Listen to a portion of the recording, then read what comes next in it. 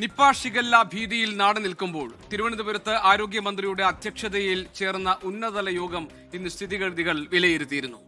മഴക്കാലമായതോടെ പടർന്നു പിടിച്ച പകർച്ചപ്പനിക്കൊപ്പം ഭീതി പരത്തുന്നതാണ് ഒടുവിൽ വന്ന നിപ്പ കേസും കുട്ടികളെ ബാധിക്കുന്ന ഷിഗല്ലയും.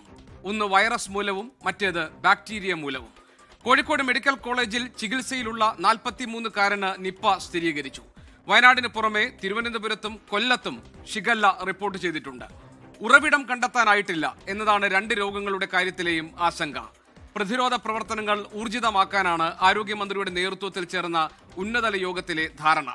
ഡെങ്കിപ്പനി, malaria, west Nile, H1N1, influenza തുടങ്ങിയ രോഗങ്ങൾ ഭീതി പരത്തുന്നതിനിടെയാണ് നിപ്പയും ഷിഗല്ലയും. എന്തൊക്കെ കരുതലും ജാഗ്രതയുമാണ് നമുക്ക് വേണ്ടത്? പ്രതിരോധ പ്രവർത്തനങ്ങൾ എങ്ങനെ വേണം? ചികിത്സയിൽ ശ്രദ്ധിക്കേണ്ട കാര്യങ്ങൾ എന്തൊക്കെ? കോഴിക്കോട്ടെ നിപ്പ രോഗിയുടെ സമ്പർക്ക പട്ടിക വലുതായതിൽ നമ്മൾ എത്രമാത്രം ആശങ്കപ്പെടണം?